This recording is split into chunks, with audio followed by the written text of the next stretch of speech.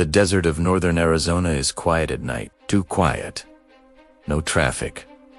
No city lights. Just the wind moving through dry grass and the distant cry of coyotes somewhere in the darkness. My name is Daniel, and 3 years ago I learned that some stories people call legends are not legends at all. They're warnings. It started when I went to visit my older brother, Marcus. He lived alone near the edge of the Navajo Nation, in a small trailer, surrounded by miles of empty land. Marcus worked as a mechanic and liked the silence out there. That night, the sky was black and full of stars. I remember sitting outside with him, drinking cheap beer and listening to the wind push against the old metal trailer. Around midnight, we heard something.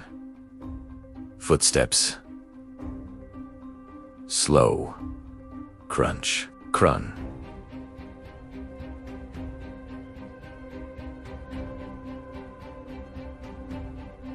Crun, coming from the darkness beyond the fence. Marcus frowned and stood up. "Probably a coyote," he said. "But coyotes don't walk like that." We waited. The footsteps stopped. Then we heard something else. A voice. Marcus. It was faint, raspy, almost like someone who hadn't spoken in a long time. Marcus froze because the voice sounded exactly like him. "Marcus," it repeated. Coming from the dark desert, I felt a chill crawl up my spine. "Who's out there?" Marcus shouted. No answer. Just wind. Then something moved near the fence line. At first I thought it was a dog. The shape was low to the ground, thin, and moving strangely. But when it stepped closer into the moonlight, my stomach dropped. It was standing on 2 legs. The thing looked like a coyote, but wrong. Its body was twisted and too tall. The fur hung in patches, like old skin barely holding on. Its arms were long and bent awkwardly, and its head tilted in a way no animal should needs. Not like an animal. Like a person trying to remember how. Marcus whispered one word. Skinwalker. I had heard the stories before, shape-shifting witches from Navajo legends. Creatures that could wear the skin of animals, or even mimic human voices. But hearing the word in real life made my chest tighten. The thing took another step forward. Then it spoke again, but disdain. It sounded like me. "Marcus, help me." The voice was perfect. My voice. Every detail.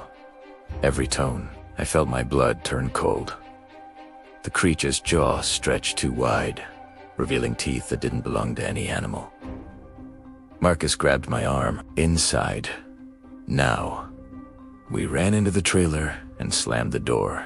Marcus locked every bolt and pulled the curtains closed. Outside, something started walking slowly around the trailer. Crunch. Crunch. The footsteps circled us. Then came the scratching. Long nails dragging across metal. My heart was pounding so loud I thought it might hear it. Then the voice came again, right outside the window. Daniel, my own voice. Soft. Pleading. "Let me in." Marcus shook his head. "Don't answer it." The scratching stopped. For a moment, everything was silent. Then something hit the side of the trailer. Bang. The entire wall shook. Another hit. Bang. The lights flickered.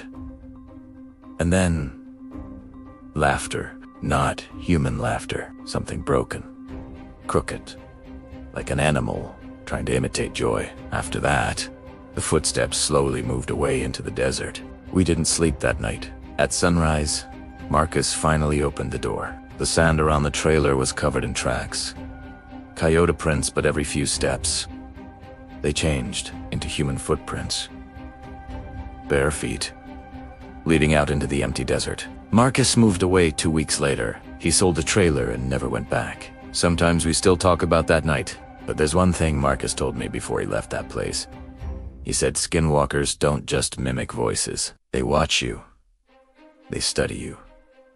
They learn how you move, how you talk, how you sound. So if you ever hear someone calling your name in the desert at night, and the voice sounds exactly like someone you know. Don't answer, because it might not be them, and the thing pretending to be them might be standing just outside your door.